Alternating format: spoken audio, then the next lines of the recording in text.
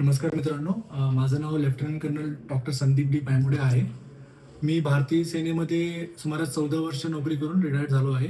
मी सध्या doctor Vikhe Patil memorial hospital आणि medical कॉलेजमध्ये कार्यरत आहे. मुलांमध्ये हार्मोन संबंधित जे पण आजार आहेत, जसे उंची न वाढणे, उंची जास्त वाढणे किंवा मुलांमध्ये होणारा डायबिटीज, जसं टाईप 1 मधुमेह झालं किंवा टाईप 2 मधुमेह झालं, त्याची पूर्ण treatment, insulin therapy, insulin pump therapy, त्यानंतर थायरॉईडचे आजार, जसं मुलांना होणारे जन्मजात थायरॉईडचे आजार किंवा नंतर होणारे थायरॉईडचे आजार, थायरॉईड कमी होणे किंवा थायरॉईड जास्त होणे, थायरॉईडचे गाठी होणे, त्यानंतर पिट्युटरी ग्रंथीचे आजार, पिट्युटरी ग्रंथीचे गाठी, ॲड्रेनल ग्रंथीचे गाठी, मुलांच्या लठ्ठपणाच्या संबंधित जे पण तक्रार असतील त्याचं ट्रीटमेंट, त्यानंतर मुलांच्या हार्मोन संबंधित आजार जसे की उशिरा वयात येणे किंवा लवकर वयात येणे, मुलींच्या मासिक पाळीच्या समस्या आहे किंवा PCOSच्या समस्या, अंगावर जास्त केस येणे ही समस्या, मुलांमध्ये लिंगाची वाढ न होणे किंवा मुलांमध्ये स्तन वाढ होणे, हे सगळे आजार झाले.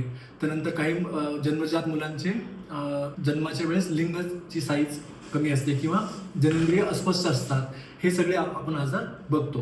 त्यानंतर कॅल्शियमचे किंवा हाडांचे आजार, जसं हाडं ठोसळ असणे किंवा हाडं वाकडे तिकडे असणे, हे सगळे आजार आमच्या स्पेक्ट्रममध्ये असतात. हे सगळे आजारांची ट्रीटमेंट, त्याचं निदान, बाकी सगळं इथे आमच्या हॉस्पिटलमध्ये सध्या फ्री ऑफ कॉस्ट आहे. महत्त्वाची गोष्ट आहे की हे सगळे आजार भरपूर वेळा उशिरा कळतात, त्यामुळे ट्रीटमेंटचा जो विंडो असतो तो आपल्याकडनं निघून जातो. त्यामुळे हे पॅरेंट्सला रिक्वेस्ट आहे की हे जे आजार आहेत त्यांचं लवकर निदान होऊ, म्हणजे जेव्हा पण त्यांना शंका येईल ह्या आजारांची, त्याचं योग्य टायमावरती डायग्नोसिस आणि ट्रीटमेंट करणं महत्त्वाचं आहे. कारण की आपल्या एकदा विंडो निघून गेला ट्रीटमेंटचा, त्यानंतर सहसा हे ट्रीटमेंट्स फेल होतात. जसं उंचीचा विंडो असतो, तर एकदा हाडं आपले जॉईंट किंवा फ्यूज झाले त्यानंतर सहसा उंची वाढत नाही. त्यामुळे हे सगळे आजार टाईमवर पकडले पाहिजे आणि त्यांचं योग्य टाईमवर निदान केलं पाहिजे. Thank you very much. जय हिंद.